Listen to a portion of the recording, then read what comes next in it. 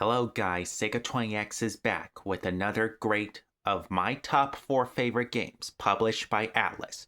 So here are my 4 favorite games of Atlus. Here we have Power Instinct, which was later on published by the Sega Genesis in Japan. That's right, this is a great fighting game since I could see they are trying to be like Fatal Fury. But Atlus put a lot of effort into making a good fighting game, since I'm also going to talk about the sequel, which is going to be at number 3.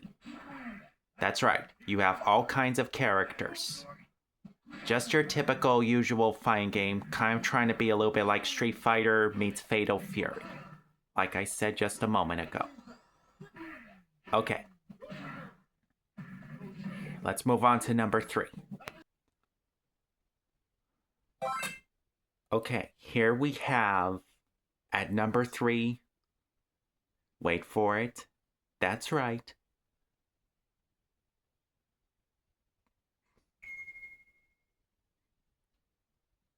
Power Instinct 2. Just like its predecessor, but with a few new characters, just like Street Fighter did when Capcom knew how to make a game.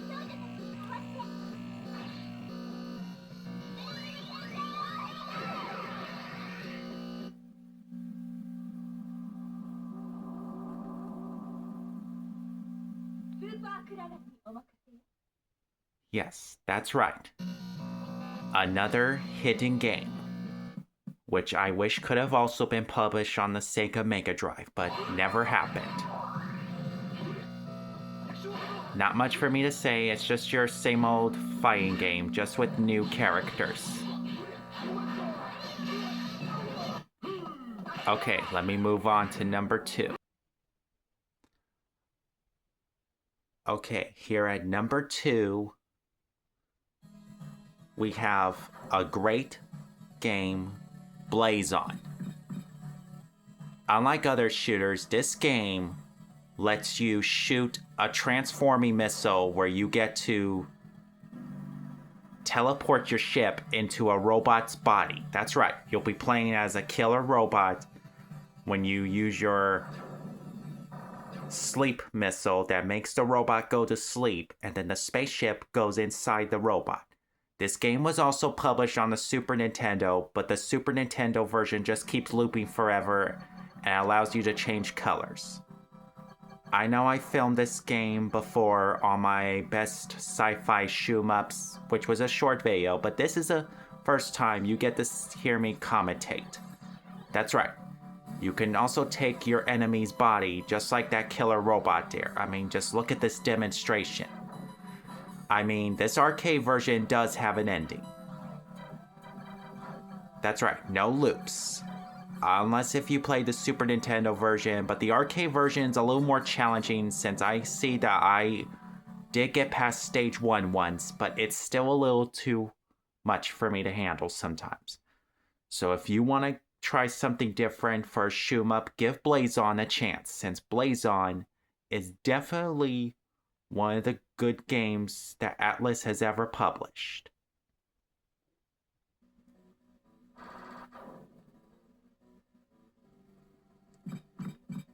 Okay, gonna move up to number 1 soon, after this great video again.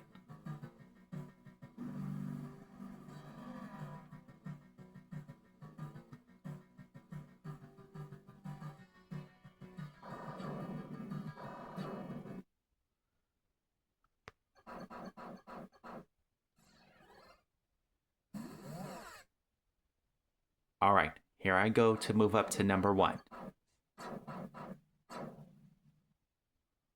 Okay, this is a video that you did hear me review before on games that should have been on the Neo Geo, but here we have the amazing Wing Force. That's right, Wing Force, which was published by Atlus. Since I know not many of you know it, but this is one of the greatest shoot-em-ups where you just go through 2 loops and get the ending. That's right. You have to beat the second loop in order to get the true ending. That's right, this was like Raiden or Lethal Thunder, but when you get the laser, you have the wide shot. When your ships all power up, the harder it will be to take you down. So do not be an easy target. So for those of you who might want to try a challenge shooter or a shooter that's not going to be pushy until like stage 3 or stage 4, then give Wing Force a chance. Because I know in the later stages, the shoot-em-ups will start to sometimes be a little bit hard. Unless if you're an expert, then give Wing Force a try, since Wing Force is one of the greatest Atlus games that was ever published. Okay, so there you have it, my top 4 favorite games published by Atlus. So please like, share, and subscribe. Sega20X ready to sign off.